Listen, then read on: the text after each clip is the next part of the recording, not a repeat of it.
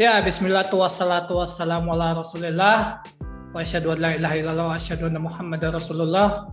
Jumpa lagi dengan gua Rio Sabda dalam acara Dialog Kolong Jembatan ditemani oleh Indra, Maula, dan Iqbal. Jadi kita pengen ngobrol-ngobrol aja sih, hal yang relevan sama kita sih apa. Terus kita ngobrol, ketemu nih topiknya, kayaknya seru ngomongin tentang mental health. Soalnya kenapa? Gua ada background kayak gitu, Iqbal juga ada, Maula juga ada, dan Indra juga ada ternyata dari keluarganya. Dan yang kita pengen sounding di sini sebenarnya bukan pengen ngebahas aib sih, tapi pengen ngasih tahu lo experience kita kayak gimana. Yang mungkin kalau sebagian teman-teman yang ngaji apa ngeliatnya, lo mungkin kurang ibadah lo kurang ngaji lo. Padahal sebenarnya nggak seperti itu juga yang kita alamin gitu. Mungkin gue mau langsung tanya aja deh ke Indra dulu deh. Indra, lo experience apa sih lo yang lo alami sekitar tentang mental health, depresi atau apa gitu? Kalau kalau gue sebelumnya sih sebenarnya yang paling gue rasain baru-baru ini yaitu salah satu dari keluarga gue sih. Orang tua bini apa sih namanya? Lupa gue jadi. Mertua. Bahasa Yahudinya maksudnya apaan? Bahasa Yahudinya nggak tahu lu ya. Mothers in law. In-law. Father in law dong, father in law. Oh, father in law. Adeh, ya udah. Jadi mertua gue yang laki itu. Jadi pertama kali gue ketemu juga gue ngelihat kayaknya emang nih orang, masya Allah, ibadahnya bagus banget, zikiran. Setiap ketemu tuh emang jarang komunikasi, nggak terlalu banyak, tapi lebih banyak zikiran segala macem. Gue lihat nih orang mungkin emang nggak ngasih space dirinya untuk untuk ngobrol suatu hal yang nggak penting, lebih baik zikiran atau ibadah, sholat sunnah, sholat duha dan sebagainya gitu. Sampai suatu ketika gue tahu kalau rupanya dia itu sering dibisik-bisikin gitu. Jadi gue ngerasa saat itu adalah yang dibisikin-bisikin itu karena emang dia emang digangguin sama jin gitu. Sampai akhirnya kita ikhtiar coba ke ruqyah segala macem, kok nggak ngaruh gitu. Sering bisik-bisikinnya, ada yang bilang, udah ngapain sih lu sholat mulu, emang ngaruh gitu, lu mendingan masuk Kristen gitu-gitulah, dibisik-bisikin kayak gitu. Itu sampai benar-benar ngeganggu hidupnya dia, sampai dia nggak bisa tidur, sampai dia, lu kan kalau kurang tidur otomatis lu kurang stabil emosinya kan. Tapi sih nggak nyampe yang levelnya apa ya, lu stres akhirnya lu ini sih kayak ngelakuin hal-hal yang sifatnya ngelukain diri atau ngelukain orang lain ataupun hal berbahaya lainnya, enggak. Tapi sangat mengganggu hidupnya selama berpuluh-puluh tahun. Nah masalahnya saat itu gue tuh historinya nggak terlalu tahu kalau misalkan mertua gue tuh punya penyakit rupanya schizophrenia saat itu. Akhirnya setelah beberapa kali ikhtiar di ruqyah, rupanya nggak ngaruh. Karena saat itu juga dengan terbatasnya referensi gue saat itu yang model kayak gitu, ya mesti di ruqyah. Dan pas di ruqyah nggak ngaruh gitu. Berarti benar ya Indra, stigma kalau misalnya ada apa-apa tuh mesti di ruqyah, apa-apa mesti di ruqyah tuh kencang banget di kita ya. Gue ngerasanya kayaknya kita nggak dikasih celah untuk ini, kayaknya bisa sih harusnya di treatment secara medis, siapa tahu ada masalah secara medis gitu. Dan gue nggak kepikiran saat itu, dan referensi soal masalah penyakit mental health issue itu juga gue nggak terlalu tahu. Akhirnya gue coba tanya-tanya gitu, kakaknya itu rupanya tahu, kakak ipar gue rupanya ngasih tahu. Gue tuh miskom juga kalau rupanya mertua gue itu juga ada histori pernah ke psikiater dan rupanya dia mengidap schizophrenia, cuma masih light gitu. Akhirnya udah dibawa ke psikiater, dikasih obat, langsung ngaruh, suara-suara itu bener-bener menghilang gitu. Kayak gitu sih maksud gue, kayak bener-bener start awalnya ketika emang lu udah salah gitu, dan emang lu jadinya ngambil langkah-langkahnya dari sisi agama, it's okay gitu. Karena emang gue ngeliat sendiri mertua gue itu ketika emang zikiran segala macam, zikiran sholat, itu benar-benar ngebantu dia ngelawan bisikan-bisikan itu gitu, nggak diturutin, akhirnya fokus ibadah gitu. Walaupun sebenarnya itu tetap ngeganggu dalam kehidupan dia, kurang tidur gitu jadinya. Terus lebih ke arah situ sih, Jadi dari sisi agama iya, tapi saat itu gue lihat dari sisi ikhtiar secara medisnya saat itu kurang. Tapi alhamdulillah sih sekarang lagi proses treatment berjalan gitu. Kurang Oke, lebih oke. gitu sih. Nah itu kan dari lu Ndra, lu kan emang medis banget nih sama sih. Hmm.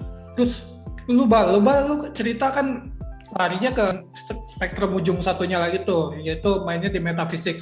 Lo bisa cerita nggak experience lu tentang skizofrenia juga kayak mertuanya si Indra, tapi dari point of view satu lagi? Jadi gini, gue ada sih pengalaman tersebut ya, gitu yang gue alamin tuh. Ini di keluarga besar gue gitu. Jadi nenek gue nih pas ketika dia umur sekian ya, kalau nggak salah sekitar dekat-dekat 40 gitu, itu mulai kayak punya alter ego kayak gitu kan. Asumsinya kan kalau misalkan orang zaman dulu mikir, oh ini orang sakit jiwa, nih orang gila, gitu-gitulah. Ya, tapi sebenarnya ketika sampai ke tahap tersebut, nah nenek gue ini dia ada beberapa tahap gitu kan, sampai kesadarannya benar-benar kayak tiba-tiba hilang dan dia tuh punya alter ego dengan kepribadian yang lain. Agak unik sebenarnya gitu. Akhirnya ya kita di sini kan nggak pernah tahu ya ada proses apa sehingga nenek gue nih kayak gini gitu kan. Sejauh yang kita tahu, memang sebenarnya nenek gue nih kan dari kecil nih alhamdulillah dari keluarga berada gitu kan, keturunan lurah Betawi, salah satu daerah Tebet lah gitu kan zaman dulu gitu kan. Jadi memang biasa hidupnya enak, bagus gitu kan. Dijodohin sama kakek gue juga yang ya gue pikir sih nggak ada masalah juga sih gitu di situ. Ini kenapa sih sampai bisa kayak gini gitu kan gitu. Usut punya usut dan lain-lain, ternyata nenek gue tuh ada yang nggak suka gitu kan. Karena kan emang kita nih kan orang Betawi tuh biasanya bisnis paling gampang tuh punya kontrakan gitu kan. Nah ketika dia kontrakan tuh ada salah satu orang, dia tuh istilahnya ke kontrakan itu suka bawa perempuan gitu dan ganti-ganti. Nah nenek gue di situ nasihatin baik-baik lah. Nggak lama berselang di situ ternyata nenek gue tuh mulai kayak kesadarannya tuh hilang timbul gitu kan. Dan ketika tidur bangun tiba-tiba terus ditanyain, mak kenapa mak gitu kan, sama ibu gue atau mungkin sama sepupunya ibu gue juga gitu kan. Selalu bilang kayak gitu, dikejar-kejar sama orang gitu kan, atau dikejar-kejar sama Belandi. Nah ngomong kayak gitu. Nah sampai sekarang ya nenek gue kayak gitu. Jadi alhamdulillahnya nih sekarang, kalau misalkan tadi bilang ya bahwa salah satu exposure masyarakat tuh ketika ada orang sakit secara mental atau kejiwaan disuruh mendekat ke Allah atau dia diruqyah gitu kan. Nenek gue nih dulu diruqyah nggak punya pengaruh, dikit lama-lama kayak makin sini justru punya pengaruh. Justru dulu lucunya ketika dibawa ke psikiater nggak ngaruh. Jadi satu hal yang berbeda nih sama pengalamannya Indra kayak gitu. Jadi nenek gue tuh sampai unik ya, maksudnya orang tuh banyak bilang dia tuh sakit jiwa, orang tuh gila gitu kan. Dia tuh punya kepribadian aneh. Tiba-tiba jalannya tuh tegap banget kayak jagoan, suka nantang orang gitu kan, marah-marah gitu. Terus tiba-tiba suka danda, terus habis itu aneh suka pakai baju warna merah kayak gitu. Tiba-tiba suka dandan gitu, Bal? Ya tiba-tiba dandannya ya dandan simpel aja sih, cuman bajunya selalu yang warnanya tuh mencolok gitu kan. Gitu. Terus banyak ada kadang kayak alter egonya gitu ya. Alter egonya gitu, dan itu nggak sedikit ya, dan itu banyak gitu. Dan sering banget kayak dia tuh ngomong gitu kan, kayak dialognya monolog, tapi dialognya tuh kayak monolognya itu saut-sautan gitu. Jadi kayak wah lu gini aja gitu, gue ogah gitu kan. Sampai pada satu saat jadi kan ibu gue nih karena hal tersebut dia coba mengatasi ya, udah dibawa ke ruqyah dulu biasa aja gitu kan, terus abis itu dibawa ke psikiater kok nggak ada efek gitu kan. Terus abis itu makin kesini ibu gue makin rutinin ruqyah nih, di ruqyah ternyata benar, emang sebenarnya nenek gue itu dibuat jiwanya tuh sakit karena memang ada orang yang nggak suka sama nenek gue kayak gitu kan. Sampai ya kasihan gitu kan. Tapi satu sisi nenek gue tuh masih ada momen dimana dia tuh kesadarannya tuh balik. Contoh dulu gue pas masih SD ya, baca Quran, cuman namanya gue masih kecil kan rada sableng gitu kan, baca Quran pakai celana pendek, dengkul kelihatan. Nenek gue lewat tuh pas lagi nenek gue di rumah gue kan, gue kira gue bakal diomelin gitu kan, ternyata nenek gue samperin. Jadi bener-bener sosok wanita yang lembut, penuh kasih sayang. Dia bawain itu sarung, ditutup. Cuma ditusuk ya, Bal? Enggak, tapi dia tiba-tiba deketin gue, itu sarung di ini tuh ditutupin di paha gue, jadi kan tutupan gitu, nggak dipakein sih, maksudnya ditutupin gitu kan. Terus ngomongnya baik banget, bener-bener sopan banget gitu. Tapi celana lo nggak bolong kan, Bal? Ya kalau celana Nggak gue nggak, kalau celana gue Digampar. nggak bolong, nggak, kalau celana gue nggak bolong mah gue nggak bisa pakai celana, Dra. Kayak pakai Iya karung sih, lah. benar-benar. Nah, iya. Betul juga sih, iya. Jayus. Nggak, ya intinya gitulah. Sekarang sih kadang masih ada dia monolog, yang dimana ketika monolog itu kayak nyaut-nyautan gitu kan. Pernah ibu gua mendapati kan gitu kan, udah nih si Awan kita bunuh aja lah gitu kan. Terus habis itu ada yang nyaut, jangan kayak gitu loh, gue takut sama dia gitu kan. Terus udahlah nggak usah takut gitu, dia monolog tapi saut-sautan. Nah kedengeran namanya nyokap gua kan, didatengin sama ibu gua, langsung diruqyah di tempat, teriak-teriak gitu. Setelah itu diem.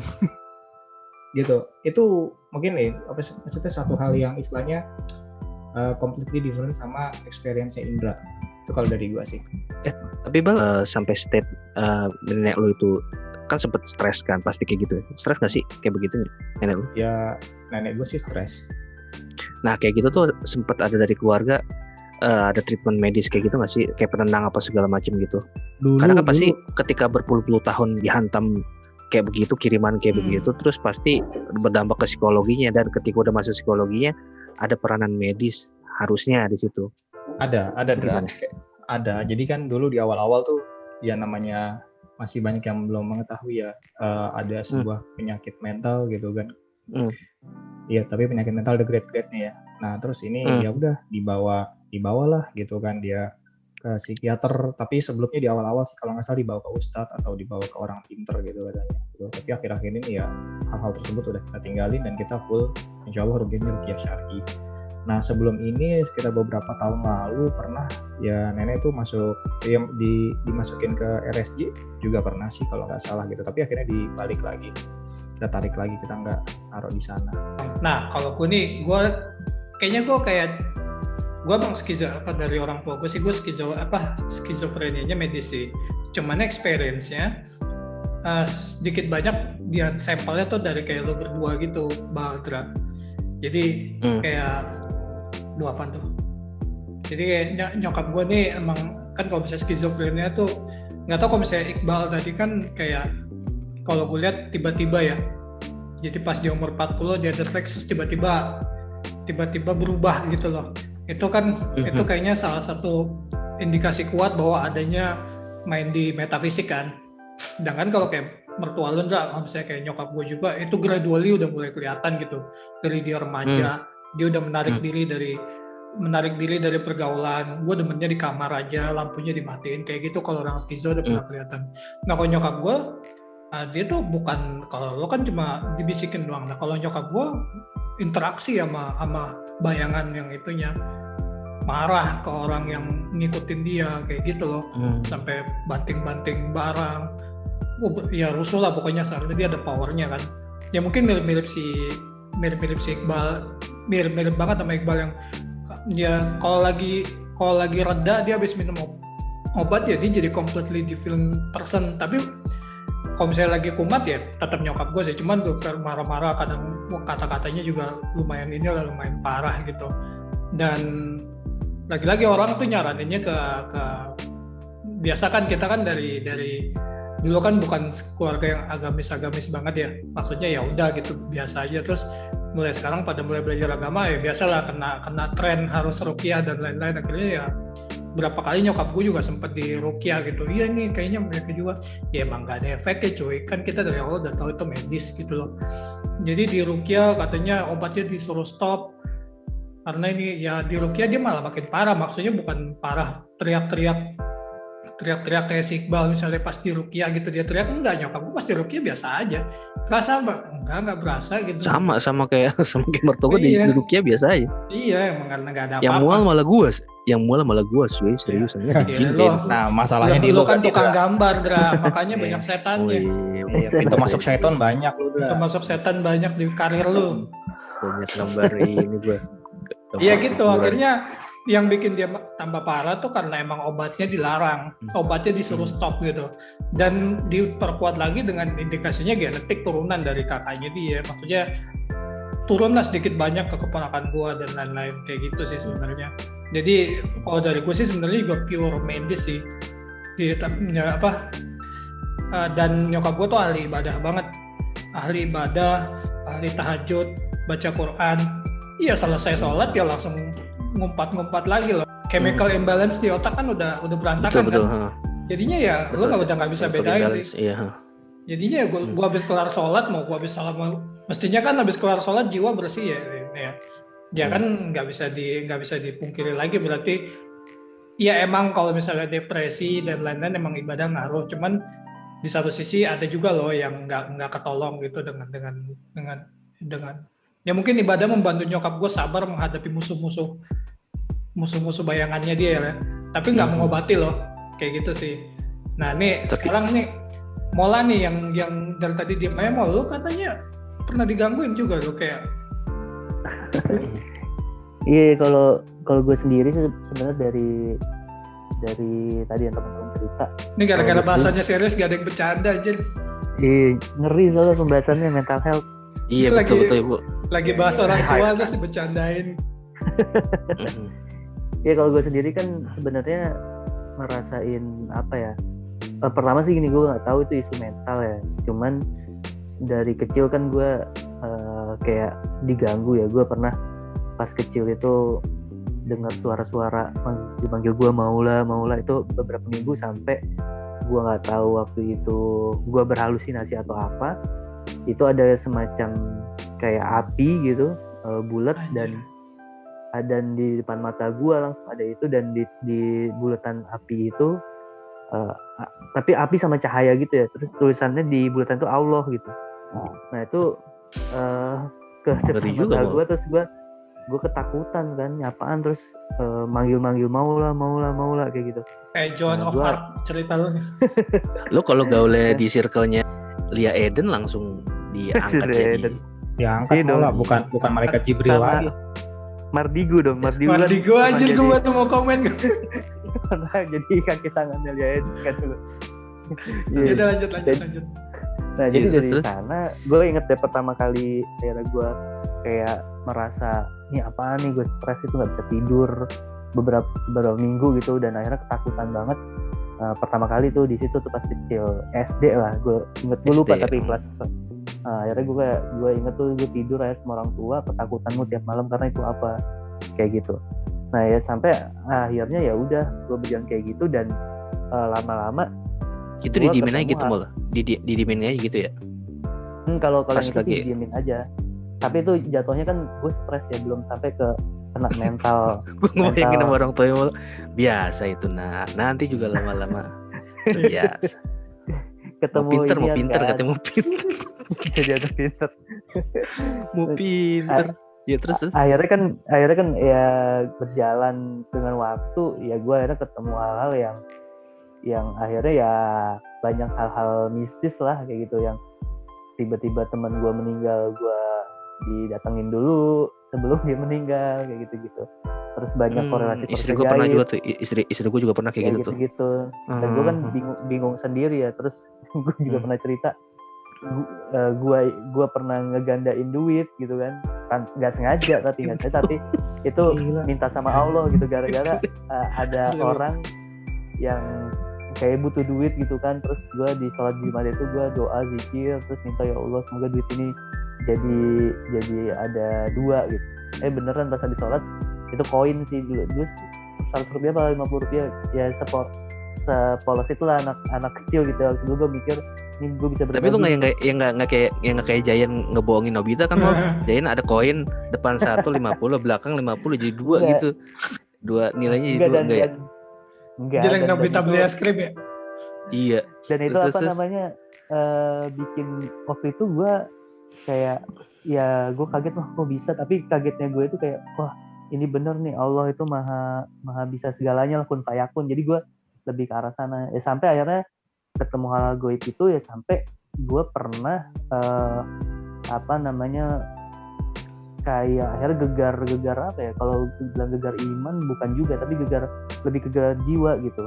Karena kan gue selama gue kayak gitu kan gue mencari-cari kenapa gue begini kan. Akhirnya gue ketemu beberapa orang, entah ketemu nggak sengaja, ada orang ketemu gue, wah kamu ini ya belajar tenaga dalam. Gue ada yang pernah kayak gitu tiba-tiba ketemu gue, oh, enggak, berarti kamu ada sesuatu nih, kamu ke pesantren saya aja yuk, sini, kamu harus diapain gitu ya, pokoknya ini harus diatur lah energi dalam tubuh kamu gitu. Terus gue ketemu lagi sama kiai, sama ada orang juga yang bilang orang pinter atau apa itu, tapi gue bukan mendatangi ya, seringnya tuh kayak pas ketemu dia kayak ngelihat kayak gini-gini, gue sampai ngelihat apa, masih ngeliat ada apa nih orang gitu. Nah sampai akhirnya gue juga di sana mencari-cari, dan gue ketemu juga salah satu guru, dan dari sana gue dapat semacam penjelasan kenapanya kayak gitu. Nah dalam penjelasan itu gue masih mencari kan, tapi kenapa kok begini-begini, sampai akhirnya gue stres sendiri, ini kenapa ya. Akhirnya mulai tuh kayak gue bingung sama gue sendiri, jiwa gue, karena gue juga sering kalau lagi tidur tuh ada dalam mimpi, atau gue kadang juga ngerasa keluar dari tubuh gitu kan. Jadi gue kayak tapi itu kayak gitu tuh ada yang nge-trigger nggak sih? Maksudnya lu kayak sampai satu state atau fase dulu gitu, akhirnya ketika lu masuk fase itu udah baru lu tuh muncul hal-hal yang kayak begitu gitu. Kayak misalkan kalau naik kelas berak di celana ya. Berak di celana. Lanjut. Yang gue lihat sih, gue ketika kalau yang berhubungan sama hal-hal yang lebih ke arah mistis, itu biasanya ketika gue mulai mencari-cari tentang pertanyaan-pertanyaan yang memang nggak bisa dijawab. Misal kayak ini sebenarnya kayak gimana sih ruhnya, terus Allah tuh di mana ya, pertanyaan-pertanyaan yang kalau secara akidah itu nggak boleh ditanya kan, itu kan ilmu kalam banget yang sebenarnya nggak boleh ditanya sama awam. Nah dari sana waktu masih kecil udah kayak gitu mikir ya. Iya dari kecil kan gue emang dari SD tuh gue bertanya apa, Allah itu di mana, Allah itu ada apa enggak, terus kalau Allah itu enggak ada, salah malah bisa jadi nabi ya, nabi palsu. Anak gue emang belum nanya kayak gitu, Ndra. Anak gue udah nanya loh. Anak gue kok Allah nggak kelihatan? Anak gue cuma boleh belajar ilmu kalam nggak gitu doang. Gue bilang jangan deh, belum waktunya, gue bilang gitu. Ya terus nge-trigger kayak gitu. Jadi seringnya ketika kayak gitu mulai kayak gue langsung ngerasa, ini kayaknya dunia bukan sesuatu yang kayak lu jadi ngerasa asing aja di dunia. Terus gue ngapain di sini? Karena gue kan juga ada kayak pengalaman ngerasain sesuatu yang beda dari dunia ini kan, yang pas gue keluar atau mimpi nyadar. Jadi dan beberapa hal-hal yang tadi gue temuin, jadi kayak ini apa ya, sampai akhirnya gue terus berpikir terus mencari-cari, lama-lama kayak konslet gitu kan. Terus gue kayak konslet itu maksudnya gimana Mal? Konslet itu jadi kayak bingung sebenarnya tuh. Iya, stres lo gitu. Stres gitu, dan apa yang terjadi itu gue ngerasa kayak tubuh ini akhirnya antara mau gini. Jadi gue jadi kayak ngerasa tubuh ini ada yang megang. Tubuhnya ada yang megang, dan gue di sana juga punya otoritas untuk megang tubuh gue, dan gue itu mempelajari itu adalah kesadaran gue sendiri gitu. Jadi kesadaran gue itu udah kayak mau terpisah gitu. Nah ketika kesadaran mau terpisah itu antara harus gue lepas atau enggak. Jadi kayak di kepala tuh udah kayak bingung banget, terus kayak goyang-goyang dunia tuh. Jadi kayak kalau pas gue baca literatur sama akhirnya gue mempelajari hal itu, ternyata itu mirip sama orang-orang depresi gitu. Jadi kayak udah nggak jelas, ini fokusnya udah nggak fokus, terus serba bingung, serba ketakutan, serba ini serba itu kayak gitu. Sampai akhirnya ya gue kayak gitu bertahan terus. Gue inget banget selama 6 bulan gue kayak gitu. Jadi gue kayak megangin diri gue biar gue nggak ngelepas kesadarannya, karena gue kayak udah mikir kalau gue lepas gue gila nih. Gue udah kayak gitu dalam ini. Jadi kayak ada dua entitas gitu. Nah dari sana gue sampai ngeliat kayak ada yang orang gila, gue lihat, wah gue jangan sampai kayak gitu deh. Tapi gue kayak mau ke sana gitu. Nah, sampai akhirnya gimana rasanya mau gila Mal? Rasanya tuh kayak lo tuh ada kayak kalau gue ngerasanya ya, itu kayak lo mau melakukan sesuatu yang lo sebenarnya nggak mau melakukan itu, tapi lo menahan diri lo untuk tidak melakukan itu. Jadi kesadaran lo yang megang gitu. Jadi kayak ini kalau kelepas udah dia bebas gitu. tubuhnya gitu. Wah, Dengan lo kalau salah gimana? masuk circle kelar juga malah ya. Gue sering gitu kalau lagi dihadap-hadapkan dengan pintu zina sih. Kayak Nabi Yusuf ya. Kayak Lo kalau di posisi Nabi Yusuf, Enggak, aduh, enggak ya pantas kan Bela. lo kece yo. istri pemuka negara gitu. gue kalau dia mah udah lanjut parah lu. Iya, Sekarang daging mau- malah gini, ngiris mau, gua tanya, kelingking mau. kan, salah ngiris lihat Rio. Mol, tapi lu udah coba ngelakuin treatment entah itu maksudnya rukiah secara intens atau medis secara intens gitu, dan hasilnya gimana gitu, pernah lu lakuin itu? Gue inget dulu kayaknya kayak SMA ya, gue kalau yang tadi tuh kuliah tuh yang tadi gue bilang 6 bulan itu ya, pas SMA tuh gue juga pernah kayak gitu, tapi nggak skalanya nggak terlalu besar. Gue inget gue pernah dibawa ke dokter ya, cuman waktu itu masih dokter umum sih, belum psikiater. Cuman waktu itu dikasih obat antidepresan, saya ingat gue. Jadi udah dikasih itu, gitu. Berat habis itu ya banget udah berjalan. Alhamdulillah juga gue karena Itu berkurang apa gimana, efeknya gimana ke lu mal? ya akhirnya berkurang karena gini, model gue kan kayak vibe-nya tuh lagi pencarian banget, ya itu yang langsung kayak gitu tuh. Tapi setelah itu ya kalau gue main lagi, ketawa-tawa lagi, itu ya udah rilis lagi gitu. Berarti sebenarnya solusi medisnya itu ketika lu terhantam masalah-masalah ya metafisik itu, terus akhirnya depresi dan lu memerlukan treatment medis gitu. Jadi treatment medisnya bukan menghilangkan mimpi dan gangguan-gangguan itu sebenarnya kan, lebih ke kerusakan yang terjadi ketika lu dihantuin hal-hal kayak gitu kan sih mal ya? Ya kok kalau maksudnya treatment medis, sebenarnya kalau gue ngelihat ya, alhamdulillahnya gue masih berada pada skala yang tidak akhirnya tidak harus mengkonsumsi medis dengan rutin ya. Jadi tapi lo mengkonsumsi juga berarti secara nggak rutin gitu maksud gue. Yep, dulu pernah kan yang dikasih antidepresan, tapi yang menarik adalah gue itu akhirnya bisa rilis tubuh gue, pikiran gue, jiwa gue, ketika gue mendapatkan satu nasihat dari salah satu orang yang gue temuin yang bilang kayak gini, kamu akan kayak gini terus kalau kamu mencari sesuatu yang kamu cari, padahal dia sendiri ada lebih dekat daripada urat nadi kamu gitu kan. Yang gue cari kan Allah ya waktu itu. Habis itu kamu jangan seperti ikan yang nyari air padahal lagi di dalam air. Ngapain sih? Sehingga kenapa kamu makanya kenapa jiwa kamu kayak kemana-mana, pikiran kamu kemana-mana, terbang ke sana ke sini, lagi tidur nanti dia lepas ke sana ke sini. Kamu kan karena lagi mencari sesuatu yang padahal kamu gak usah cari, dia ada.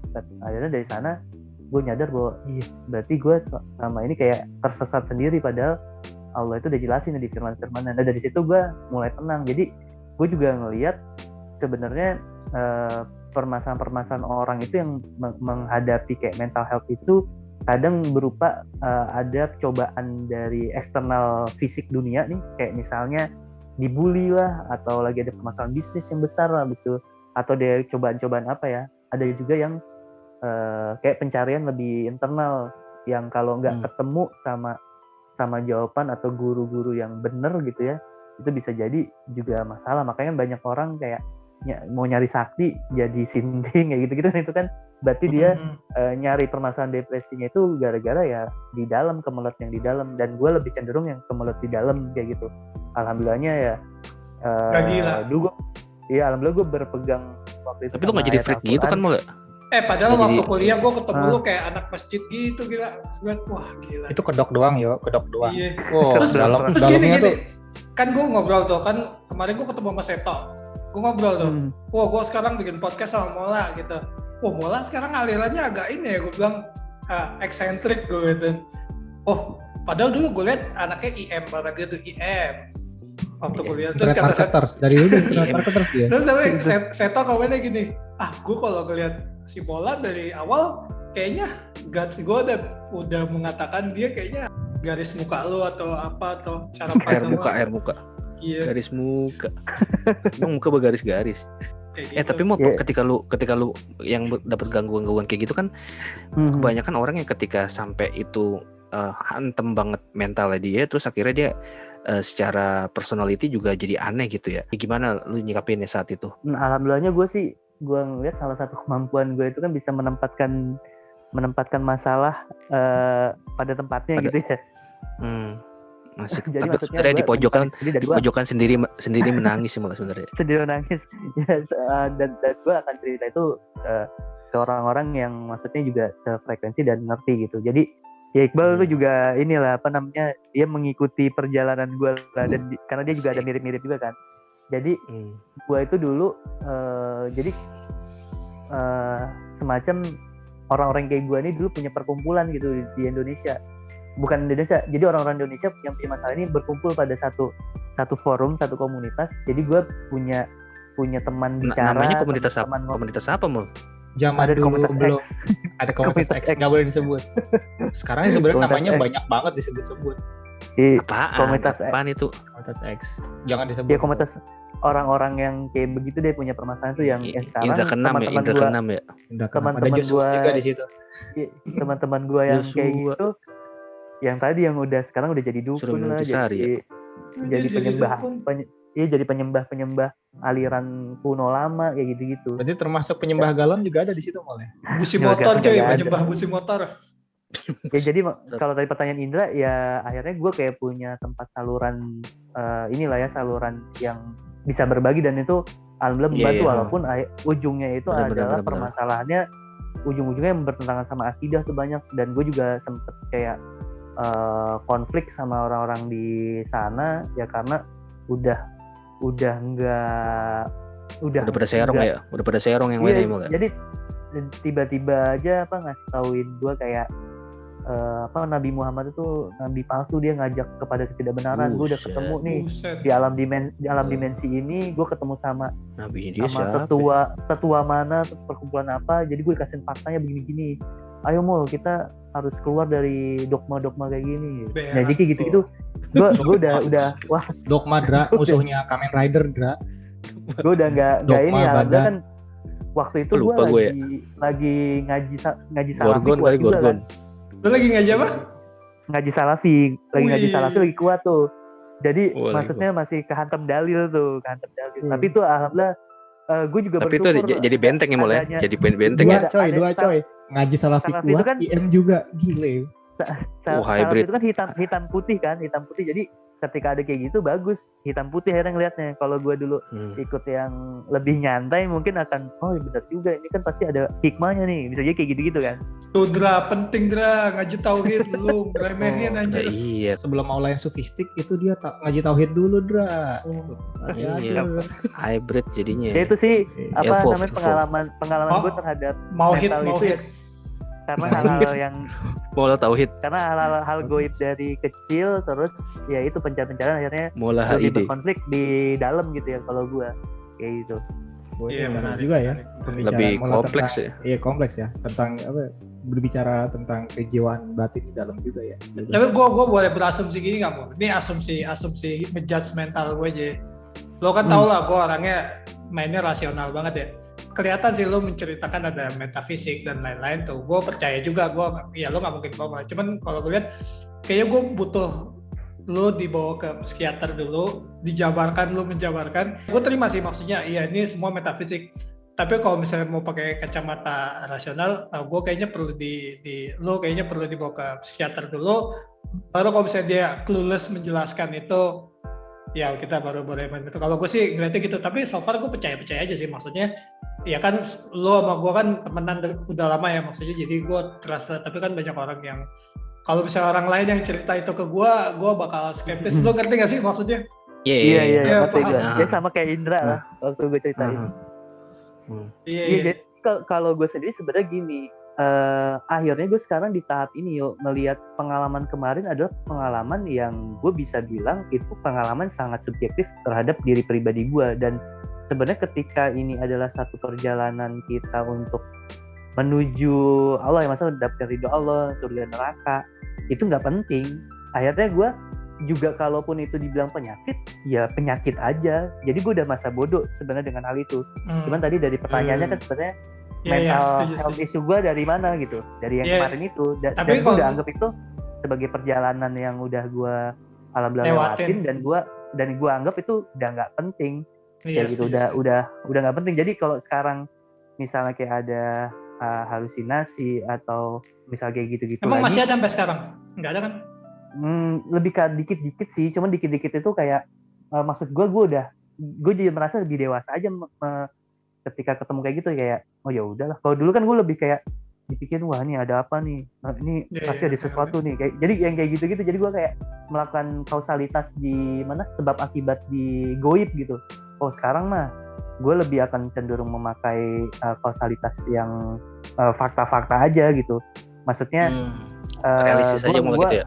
Ya gue jadi jauh lebih realistis gitu ketika akhirnya juga gini pertanyaannya, ya lu ketika nanti dikubur juga yang ditanya man rabbuka, yang simpel-simpel aja gitu kan, bukan kayak Allah ada di mana, apakah alam goib, kenapa Allah nggak ditanya podcast ya. Iya, Mesopotamia, terus apakah Zoroaster itu, kan gue dulu bertanya kayak gitu, Zoroaster apa, nabi ada ratusan ribu gitu. Lu juga yang lo tanya aneh-aneh sih dari awal-awal. Dulu zaman kuliah. Yang Nabi naik elang dia ke langit ketujuh ya. Zoroaster itu ya. Zaman gua kuliah mah transferan video pakai USB. Tapi gini nih, ngomong-ngomong mental issue juga nih. Sebenarnya kan rata-rata itu kan kalau gue lihat nih kayak kasusnya si Rio, kasusnya si Iqbal itu emang selalu ada yang nge-trigger gitu ya. Nge-trigger sampai akhirnya dia collapse gitu. Kalau si Mola tadi sempat ini lebih ke masalah akidah ya, lu mempertanyakan lebih kritis kali ya. Ya kan, kalau bisa, tapi itu jadi hantamannya jadi hantaman spiritual kan ya. Kalau misalkan kayak kasusnya gue sih, kalau masalah nge-trigger itu kasus mungkin nanti Rio cerita sendiri deh. Cuma gue sama Rio agak mirip juga sih. Mirip apa enggak ya?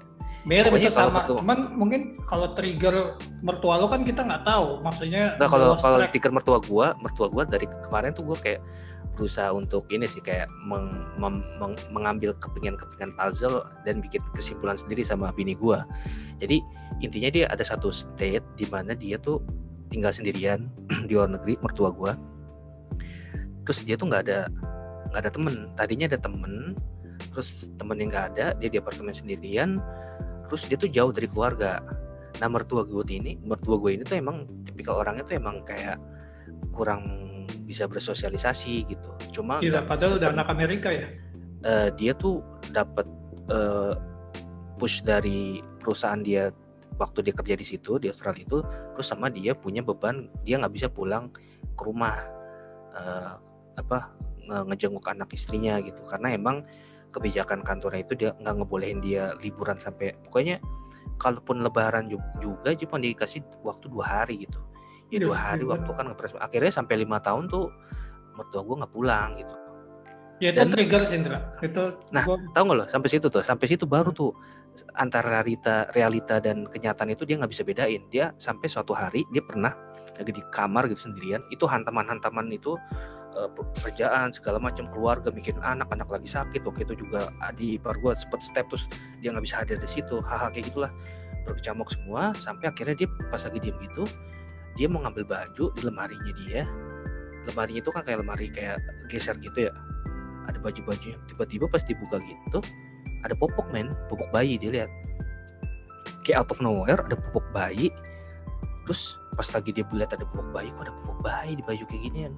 Terus baru dari situ pertama kali dia dengar ada yang bisikin dia kalau itu popok bayi, itu popok adalah punya lu gitu. Popok bayi punya lu. Kebetulan popok bayinya mereknya Mami Poko gitu ya. Terus ada tuh zaman gitu. Zaman mertua gue Mami Poko pakai daun pisang kali ada. Ya pokoknya ada popok bayi. Terus popok bayinya itu dibilang, tiba-tiba ada bisikan dibilang gini, itu adalah popok yang pernah kamu pakai. Terus aku adalah orang yang tahu segala-galanya soal lu. Terus lu harusnya begini-begini, lu harusnya begitu, lu nggak usah sholat lagi gini. Gue udah tahu seluk-beluk kehidupan lu. Buktinya ini gue tahu nih popok yang pernah lu pakai, kayak gitulah pokoknya. Nah dari mulai saat itu tuh suara-suara kayak gitu, akhirnya dia nggak bisa bedain antara itu suara emang benar-benar nyata atau enggak. Kayak gini kayak nyokap lu juga, misalkan dia lupa pengen ngambil piring ke dapur, terus dia malah ke kamar mandi gitu. Nah dia itu kan sebenarnya kayak nggak fokus, kadang lupa. Nah itu dia langsung nyalahin orang yang ngebisik-bisikin dia itu, bukan karena emang sebenarnya nggak fokus. Jadi udah nggak bisa ngebedain antara realitas sama kenyataan sih, kayak gitu. Cuma bedanya kalau si nyokap Rio kan mungkin kayak bisikan itu terlalu terlalu harsh atau terlalu pressure atau gimana ya. Kalau bisikannya mertua gue ini lebih yang bisa dilawan gitu. Jadi nggak sampai komunikasi kayak bacot-bacotan atau kayak gitu, enggak sih. Kayak cuma didengerin terus ngeganggu, paling sesekali direspon, tapi kebanyakan direspon, kebanyakan didiemin aja, tapi ngeganggu gitu. Nah, gue waktu itu nih ini sih, gue suka dengar sirah ya. Gitu, kalau misalnya orang ada gangguan jiwa, kesannya lo kurang ibadah, lo kurang apa gitu. Padahal setelah gue belajar dari sirah gitu. Misalnya lo ada sahabat namanya Tufail bin Amr al-Dawsi radhiyallahu ta'ala anhu, tapi bukan dia yang kena, dia bercerita. Jadi ini kisahnya dinarasikan di Imam Muslim. Jadi ketika pada hijrah ke Madinah kan nuansanya kota Mekah kan kering banget ya. Dia pindah ke Madinah, di satu sisi Madinah lembab, banyak serangga dan lain-lain, jadi bikin orang Mekah tuh pada sakit-sakitan. Nah, di situ sahabat-sahabat semuanya pada bisa dibilang depresi lah, misalnya Abu Bakar, Bilal, dan sampai bikin puisi tentang bagaimana mereka merindukan dirinya. Sedangkan kalau misalnya di era kita sekarang kan kita gitu, lu baru diuji sedikit udah begini loh, padahal orang-orang yang jauh lebih soleh daripada kita juga mengalami hal seperti itu.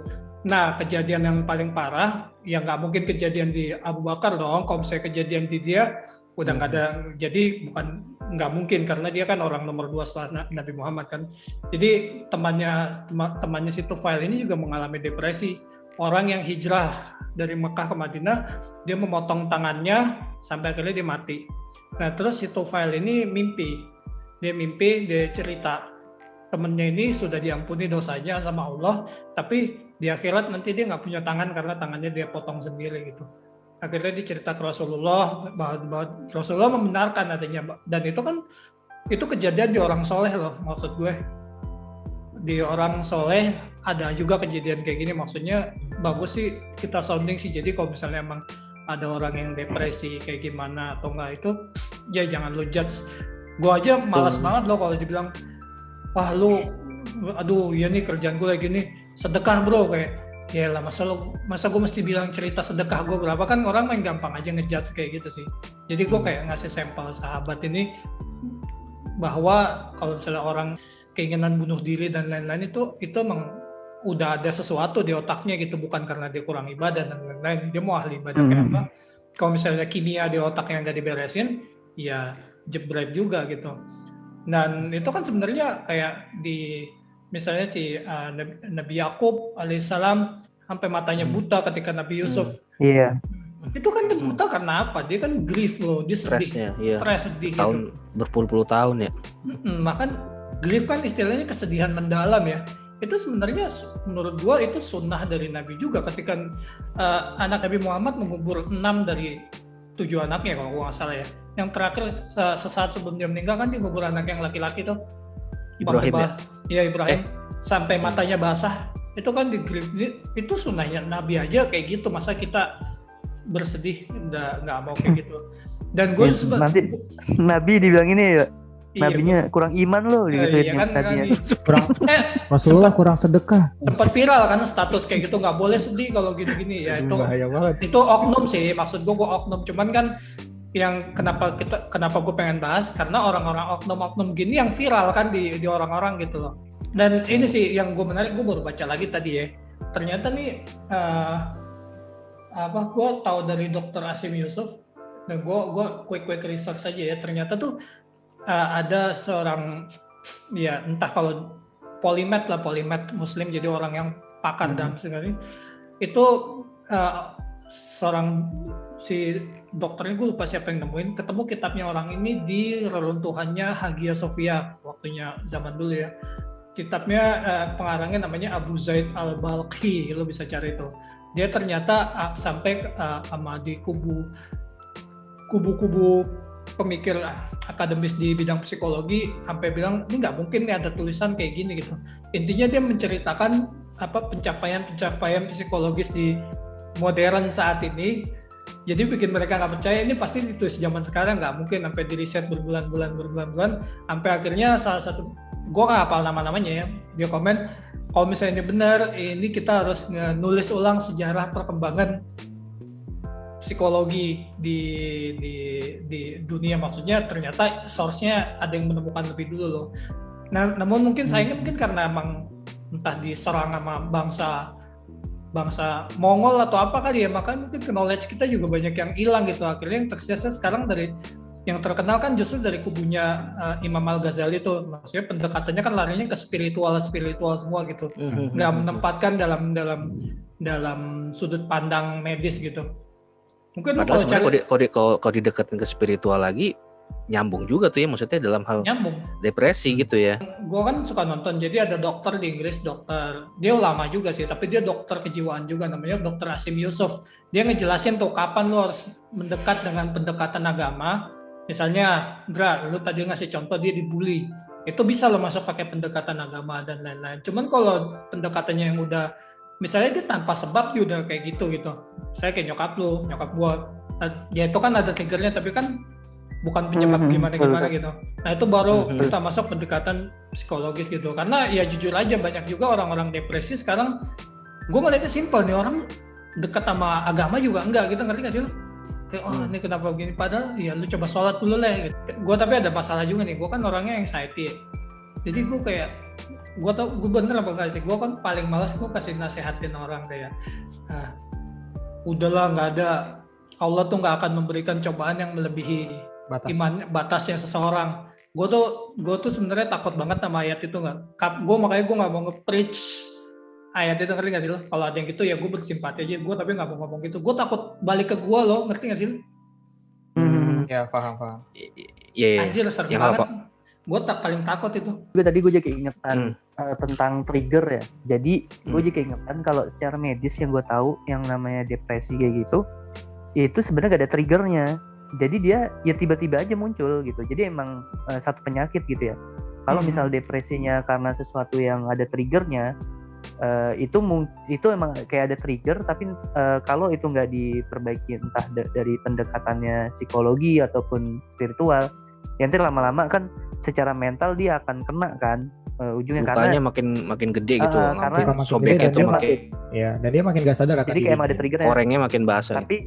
Tapi ada juga yang memang nggak ada triggernya. Jadi waktu itu, jadi gue ada punya temen, kalau dia emang udah didiagnosis depresi dari SMA-nya, terus dia udah ke psikiater, ke psikolog, kemana-mana gitu. Dan pas gue tanya penyebabnya apa, nggak ada. Kalau misalnya di medis, depresi itu emang sesuatu yang ada di dalam tubuh kita, yang nanti tiba-tiba dia muncul. Jadi pertanyaannya itu bukan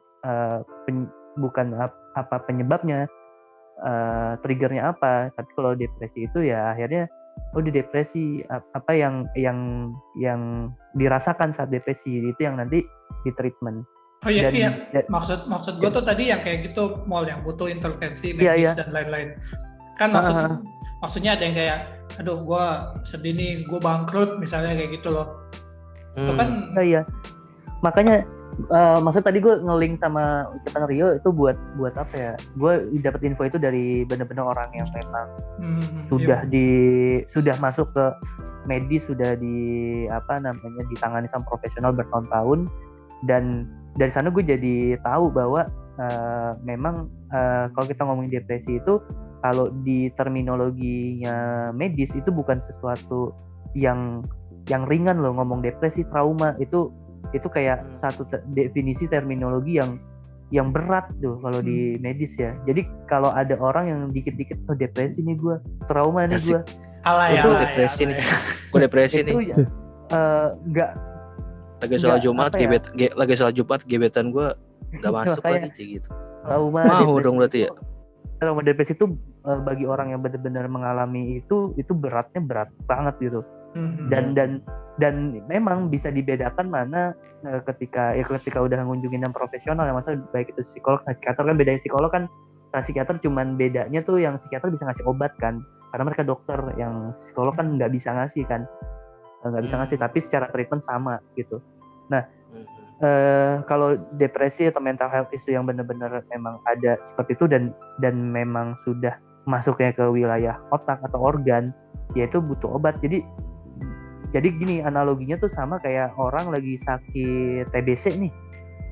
dia kan sakit TBC kan di mana, di paru-paru kan. Yang sakit kan berarti ada masalah di paru-paru kan. Iya. Dan lu nggak, ketika lu TBC, kenapa ketika lu tahu itu adalah penyakit TBC dan paru-paru, lu nggak bilang kurang iman lu makanya TBC? Enggak, Lu karena jangan salah udah lu. ada. Kayaknya dulu awal circle gue juga banyak kayak gitu. Gue sakit perut disuruh rupiah. Gue ini suruh Iya, rupiah. maksud gue, Suruh minum madu tapi- ya. tapi Enggak, maksudnya rupiah. Kojima. secara Kurma mayoritas. jinten madu. Udah, woi, Jangan. malah yang ngomong. Iya, maksudnya secara Enggak, mayoritas. tapi itu obat itu banyak khasiatnya sebenarnya, banyak Iya. khasiatnya. Ya logikanya, ya gue paham maksudnya Rio kan, banyak orang juga pokoknya sakit dan sedekah itu emang ada di mana, di agama kita emang itu ada. Cuma maksud gue, orang ketika ada yang TBC pasti juga ada pilihan katanya atau pilihan solusinya kan, kayak udah minum obat aja nih, udah ada nih obat dari pemerintah kalau yang gratis gitu kan, kalau yang membayar ada. Jadi kayak gitu. Tapi ketika itu ada mental health, depresi, mereka biasanya langsung ke, oh iman nih, lu kurang iman, lu nggak ini nggak itu. Nah padahal kan kalau kita depresi ngelihatnya itu adalah permasalahan adalah di otak, itu kan otak organ sama kayak paru-paru. Iya. Kenapa yang paru-paru lo bisa mengatakan minum obat, yang satunya ini kurang iman gitu, padahal ya yang permasalahan tuh obat. Di otaknya ada permasalahan kan, nanti kan berhubungan sama hormon-hormon kan, kayak oksitosin, dopamin, endorfin kayak gitu kan, itu kan penciptaannya kan ada di otak itu kan. Kalau misalnya emang secara proses kerjanya Medis. di sana bermasalah, ya itu memang harus dikasih obat, sama kayak paru-paru TBC, otak itu perlu itu. Nah tapi ini makanya kita tuh karena mungkin literasi terhadap mental health ini belum terlalu banyak gitu ya, akhirnya orang itu akhirnya mencampur adukan depresi itu kayak gimana, definisi sendiri depresi, trauma, padahal mah nggak kayak gitu. Beda-beda ya. semua. Itu kayak masalahnya, gue ngeliat ya, kayak misalnya yang Asher Cody ngomong, yang masalah mental issue itu kebanyakan banyak anak-anak zaman sekarang yang masih muda. Milenial juga yang kenal gadget kan. Milenial ya, ketika emang orang kena mental isunya yang benar-benar problemnya kompleks ya oke lah maksudnya. Tapi ini lebih ke masalah-masalah yang sifatnya bisa dibilang, gue kalau ngomong remeh-temeh takutnya mengecilkan. Tapi maksudnya lebih ke, kalau misalkan dari sisi ininya risetnya, itu kayak sosial media, ketika orang tuh ngelihat terlalu banyak ngelihat kehidupan orang lain yang lebih baik, lifestyle orang lain yang lebih oke, terus kayak akhirnya kita nggak punya kemampuan untuk bisa mengimbangin hal itu, terus nyari pelarian yang nggak benar, terus akhirnya kecewa, kena mental issue, terus ya pelariannya tuh bisa sampai bunuh diri, terus kayak gitu-gitu. Jadi sebenarnya sosmed itu relate banget sama mental issue. Lo kan misalnya kita ngomongin sosmed, kita kan main sosmed apa? Kalau lo main sosmed, hormon yang dilepas di otak lo apa? Dopamin. Lepas kuota gue tau. Lo nonton, lo nge-YouTube, lo nge-sosmed, lo nge-scroll, lo ngeliat film nakal dan lain-lain, itu dopamin yang dirilis di otak lo secara nggak sehat. Makanya juga gue ngomong lagi, makanya di saat otak gak ngerilis dopamin itu ada namanya part di otak lo tuh kayak apa sih dibilang ya, part purba lah yang ngedorong insting lo buat survive lo. Itu yang bikin lo melakukan hal-hal yang mungkin secara moral ya, kayak gue bakal bunuh diri nih di sosmed. Ini kasar gue sebagai orang awam ya, gue bakal bunuh diri nih di sosmed. Itu jadi demi mendapatkan eksistensi gitu. Dopamin. Iya, dopaminnya itu. Jadi gue bilang itu relate banget sih sama sosmed, sama mental health. Solusinya mending gimana nih? Ya kan medis perlu nih. Gue sebenarnya juga kalau misalkan dibilang tadi Mola dia cerita ada pengalaman Mola ya, secara nggak langsung gue juga ya nggak beda jauh sama Mola gitu, mungkin juga ada beririsan juga gitu kan. Nah salah satunya adalah berkumpullah dengan orang-orang yang baik yang dia juga membawa nuansa positif gitu. Mau nggak mau kita harus maksain ke tempat orang-orang yang dia bisa ngasih kita nuansa positif gitu. Benar. Even misalkan keluarga kita sayang banget sama keluarga kita, tapi ternyata toksik di situ, nggak ada salahnya lo juga misalnya kayak keluar rumah dan lo cari solusi di situ. Ketika lo balik ke rumah, seenggaknya lo bawa energi positif, lo bisa nyebarin itu. Jangan dipendem ya. Tuh, jangan dipendem. Gak harus yang dikit-dikit religius, gimana ya, maksudnya sekedar teman mendengarkan aja kan udah enak banget kan. Salah satunya gitu. itu. Ketika orang depresi itu kan sebenarnya banyak terkungkum dengan masalah-masalah yang dia tuh pada akhirnya nggak solutif untuk menyelesaikan masalah dia pribadi. Ketika dia berkutat terus di situ kan, akhirnya dia kayak istilahnya terpendam, terus abis itu dia susah buat keluar dari masalah tersebut. Yang dia pikirin hari-hariannya adalah kok gue dapetnya masalah terus gitu. Nah ini kan sebenarnya kan salah satu sisi yang nggak sehat ya. Padahal kita bisa cari jalan keluar, salah satunya tadi ada kita ketemu orang, kita dengerin gitu kan, walaupun banyak yang mungkin juga ampas juga sih nasihatin kita kayak tadi itu, lu kurang sedekah lo gitu, lu kurang beriman gitu kan. Kayak tinggal kabur aja ya, kayak tinggal kabur misalkan lu kurang sedekah terus kabur aja udah gitu. Iya. Nggak bener-bener langsung ngasih tahu ya didengerin dulu, dikasih tahu gini. Mungkin lu ya ada kalanya mungkin lu butuh hiburan, mungkin terlalu stres, mungkin yuk kongko di mana tuh kayak gitu-gitu. Iya, sekitar simpel-simpel kayak gitu aja loh. Iya, Simpel, maksudnya ya. bukan berarti sisi spiritual itu nggak penting, tapi lu kalau nggak ada sisi spiritual itu 10 times worse gitu. Kalau misalkan lu nggak deketin diri lu ke Allah gitu. Tapi maksudnya ada sisi-sisi di mana emang kayak hal-hal yang sifatnya udah jatuhnya udah mental issue banget, itu ada peran orang-orang terdekat gitu yang mendengarkan, yang benar-benar peduli, nggak cuma sok-sok peduli kayak ya gue ngerti perasaan lu, enggak itu yang kasusnya itu banyak banget yang gue ngerti mas, enggak, emang beda banget kasus kayak gitu. Karena ketika orang udah kena mental issue itu ada hal-hal yang nggak bisa kita jangkau gitu, cara berpikirnya, mindsetnya, dan traumanya dia kayak apa gitu. Ini kan satu hal yang sebenarnya cara nge-trace masalahnya itu nggak bisa apple to apple. Nah, banyak orang kasus beda-beda ya. Semua kasus beda-beda dengan latar belakang yang berbeda juga. Kasus Indra mertuanya sama kasus nenek gua, masa mau disamain? Iya benar. Iya, oke. Sip. Problem kita terlalu generik dalam mengasihi sesuatu. Tapi emang karena mungkin edukasinya nggak diajarin spesifik person by person gitu. Betul. Misalnya kalau lagi-lagi kalau misalnya gue nonton yang bisa gue rujuk gitu, dia selalu ngasih ini nasihat generik ya, ini nggak berlaku, ini kalau misalnya personalnya itu nanti balik ke lu lagi, lu harus konsultasikan yang sesuai dengan kondisi lu. Yes. Tapi kalau di kita kan apa hukumnya ini Ustadz begini, nah itu kan langsung berarti kalau kasusnya A berarti hukumnya B gitu loh. Jadi nggak ada kayak personalized case kayak lu bal kayak gitu. Jadinya betul, mungkin problemnya di situ nggak sih? Ya, penempatan masalah pada orang yang tepat gitu. Misalnya kayak tadi contoh Maula, salah satu keunggulan Maula adalah menempatkan masalah pada tempatnya gitu kan. Nah, Maula tepat. Ya, kita sadar diri gak, kita kenal diri gak untuk menempatkan, kita nih sakitnya ini nih gitu kan. Sakitnya tulang, ya udah datang ke dokter ortopedi, jangan sakit tulang datangnya ke dokter mata gitu kan. Nah itu kan jadi aneh gitu kan. Termasuk juga ini gue gue sakit nih secara mental atau secara kejiwaan gitu kan. Ya ini jangan ngomong bahwa sakit jiwa itu seluruhnya adalah orang gila, enggak ya, maksudnya ada tahapannya lah gitu kan. Tapi ketika lu makin depresi ya lu juga akan makin sulit gitu kan. Nah ini dia, jadi kayak kita harus sadar diri gitu kan, mengenal diri dengan lebih baik, ma'rifatul insan, tapi kita juga nggak bisa ma'rifatul insan tanpa ma'rifatullah. Insya Allah teman-teman kalau misalkan berkumpul sama orang yang baik dan tepat, orang-orang tersebut juga bisa istilahnya mengajak teman-teman, istilahnya menyadari, oh ya ini ma'rifatullah itu sebenarnya kita kenal Allah tuh halnya nggak segala sesuatunya harus parametrik gitu kan. Karena hal-hal yang sifatnya batin, hal-hal yang sifatnya spiritual itu satu hal yang nggak parametrik gitu kan.